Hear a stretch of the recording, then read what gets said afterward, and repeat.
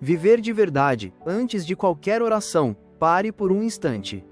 Respire fundo. Não estamos aqui apenas para falar, mas para ouvir.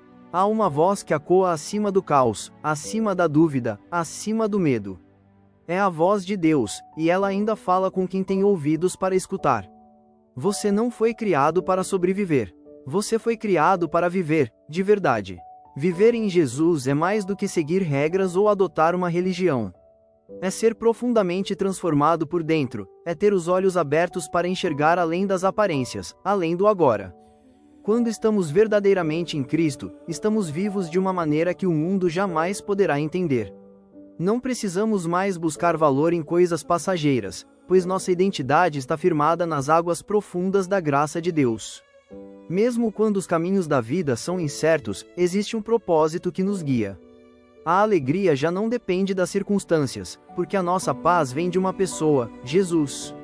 Esse tipo de vida não é dada pelo mundo, e o mundo também não pode tirá-la. É uma vida que nasce da ressurreição, gerada pelo Espírito de Deus que habita em nós. Se essa verdade tocou seu coração, escreva nos comentários: eu escolho viver em Cristo. A separação que nos enfraquece, mas há uma realidade que não podemos ignorar: o pecado. Quando escolhemos viver longe da vontade de Deus, algo profundamente trágico acontece dentro de nós. Pode parecer que está tudo bem do lado de fora, continuamos trabalhando, sorrindo, postando, nos movimentando. Mas por dentro, algo se quebra. A conexão divina que nos dá luz, força, clareza e direção é interrompida. Ficamos como galhos cortados da videira, ainda com forma, mas sem vida. O corpo pode estar ativo, mas a alma está adormecida. É isso que significa estar espiritualmente morto, viver desconectado da fonte que dá sentido a todas as coisas. O apóstolo Paulo compreendeu isso com profundidade. Em Filipenses 1:21 da manhã ele declara: porque para mim, o viver é Cristo e o morrer é lucro. Para ele, viver não era acumular conquistas ou prazeres. Não era simplesmente sobreviver, era viver para Cristo, com Cristo, por Cristo. Ele entendeu que sem Jesus, não há vida verdadeira, só uma sombra do que poderíamos ser. E até mesmo a morte, que muitos temem, não era um fim para Paulo. Era um reencontro, um ganho, porque significava estar mais perto daquele que ele amava com todo o seu ser. Quem vive para Cristo, não teme a morte, anseia pela eternidade. Se essa mensagem falou com você, escreva nos comentários: minha vida pertence a Cristo. O engano sutil: apesar de tantos conhecerem a Bíblia, frequentarem igrejas e até praticarem boas ações, muitos ainda vivem como se a vida fosse sobre eles mesmos. Sem perceber, transformam a fé em um acessório e não em um fundamento. Há quem pense que pecado é apenas uma lista de comportamentos errados, hábitos que tentamos eliminar por esforço próprio.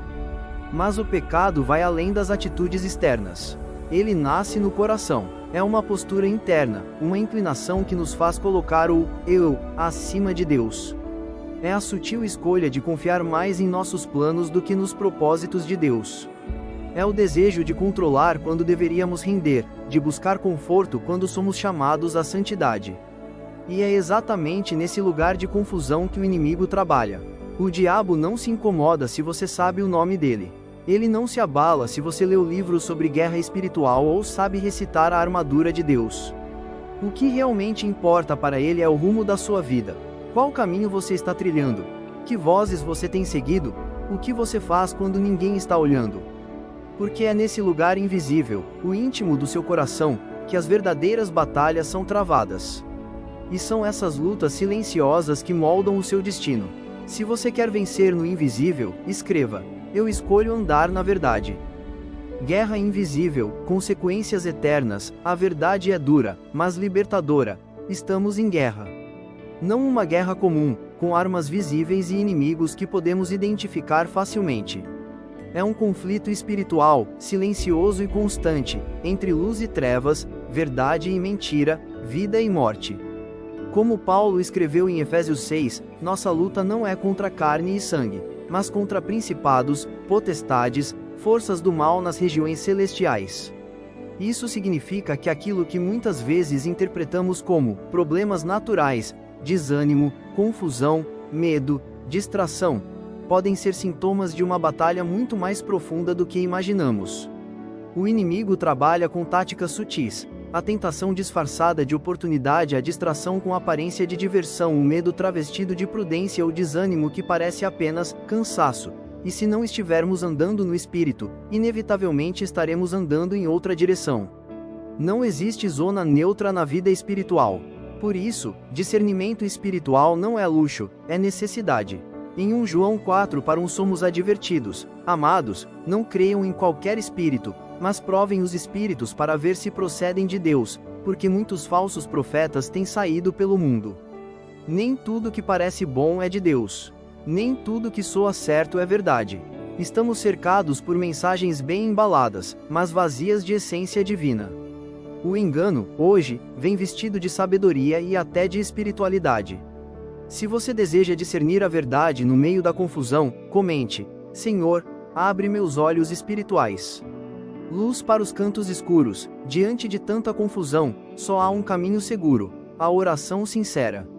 Quando nos colocamos diante de Deus e pedimos que Ele revele o que não conseguimos ver, abrimos espaço para que a luz divina penetre até os recantos mais escondidos do nosso coração.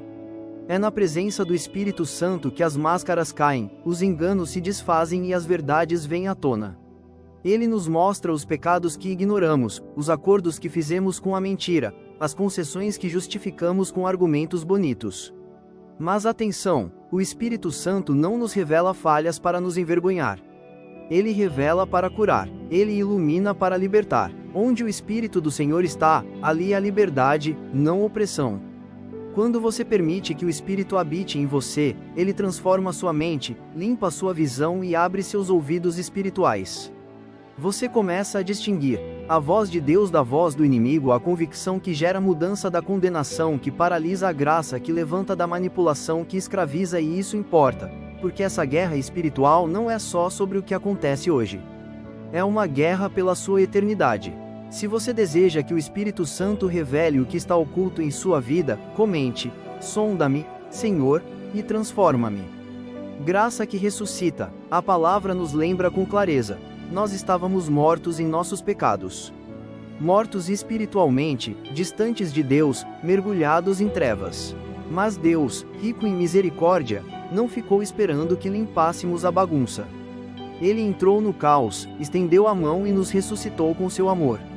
Ele não exigiu perfeição. Ele ofereceu graça. Uma graça que não se compra, não se conquista, não se merece. Uma graça que invade o mais profundo do nosso ser e desperta aquilo que estava adormecido. Quando você recebe essa graça, algo muda. Seus olhos espirituais se abrem. Você começa a enxergar os ataques do inimigo com clareza. Passa a identificar o medo disfarçado de bom senso, a vergonha camuflada de humildade, a condenação travestida de correção. Você para de concordar com aquilo que te aprisiona e começa a declarar verdades que te libertam. Você já não anda sob o peso da culpa, mas caminha sobre a rocha da promessa. A verdade se torna seu chão. E isso muda tudo. Sim, o inimigo ainda tentará. Ele vai continuar sussurrando mentiras, tentando distrair, desanimar, dividir. Mas algo essencial acontece. Ele não tem mais a última palavra sobre sua vida. A cruz já falou por você. Se você foi alcançado por essa graça, escreva nos comentários: fui ressuscitado com Cristo. Chamados para viver, não sobreviver, você não foi chamado para apenas aguentar a vida. Jesus não te salvou para que você andasse cabisbaixo, preso ao passado, temendo o futuro. Ele te chamou para viver em plenitude, com ousadia, com propósito, com liberdade. Mas infelizmente, muitos ainda vivem como prisioneiros em plena luz do dia. Escondem-se nas sombras da insegurança, agarram-se a relacionamentos quebrados, mantêm hábitos destrutivos como se fossem essenciais. E esquecem que Cristo já venceu. O preço já foi pago. A porta da prisão já está aberta. Você não é fraco. Você não é vítima. Você é mais que vencedor por meio daquele que te amou. A cruz não é apenas símbolo de sofrimento, mas de vitória definitiva. O sangue de Jesus não apenas te perdoa, ele te transforma. Por isso, não se conforme com uma vida espiritual morna, com uma fé que só se manifesta aos domingos. Não aceite viver à margem daquilo que Deus tem para você. Não se esconda mais. Saia da caverna. Abandone o que está morto. Cristo está te chamando para fora. Ele está dizendo: vem viver. Não sobreviva, viva. De verdade. Se você crê que foi chamado para algo maior, comente: eu escolho viver plenamente em Cristo. A vida nos lugares invisíveis, viver em Cristo não é apenas uma experiência de culto ou um momento emocional de oração. É uma transformação real, que se manifesta nos lugares onde ninguém vê, no silêncio da cozinha, no estresse do trabalho, no corredor do mercado, nas madrugadas em que o sono vai embora e só resta o coração aberto diante de Deus. É nesses cenários comuns que a fé se revela autêntica. Não é no palco, mas nos bastidores da vida que mostramos quem realmente somos. Uma fé viva molda nossas decisões, nossas palavras, nossos pensamentos, mesmo quando não há plateia. O Senhor quer transformar seu cotidiano em um testemunho vivo da graça dele. Que cada gesto seu carregue o perfume de Cristo. Que cada conversa seja marcada pela verdade. Que até os silêncios sejam cheios de paz. E tudo isso começa com um coração disposto. Disposto a ouvir, a obedecer, a ser moldado. Como diz Osea 4:6, meu povo foi destruído porque lhe faltou conhecimento. Não permita que a ignorância roube suas promessas. Não aceite viver cego espiritualmente. Peça revelação, peça discernimento, peça profundidade. Se você quer que sua vida comum se torne extraordinária com a presença de Deus, escreva: Senhor, transforma até os meus detalhes. Santidade começa no coração. Deus não quer apenas mudar o seu comportamento. Ele quer transformar o seu interior. Ele quer renovar seus pensamentos, refinar seus desejos, curar suas intenções mais profundas. O problema não são só os pecados visíveis, mas os hábitos silenciosos que adoecem a alma aos poucos. Pequenas concessões, pequenas distrações, pequenos pecados de estimação, que vamos tolerando até se tornarem parte de nós. Mas o Espírito Santo não quer apenas inspirar você por alguns minutos, ele quer transformar você por toda uma vida. Ele deseja purificar o seu olhar, filtrar suas palavras, remover impurezas escondidas que, com o tempo, se tornam muralhas entre você e Deus. Ele quer fazer uma obra que começa dentro, mas que reflete fora. Ore por uma transformação que vá além da aparência. Peça a Deus para que Ele te torne alguém que ama o que Ele ama e rejeita o que Ele rejeita. Que suas motivações sejam lavadas. Que sua mente seja renovada. Que sua alma seja alinhada com o céu. Essa é a verdadeira santidade, não um comportamento forçado, mas um coração moldado.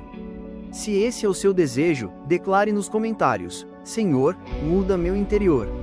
Começa em mim. Armadura e vitória. Paulo nos lembra em Efésios 6 que a nossa luta não é contra pessoas, mas contra forças espirituais.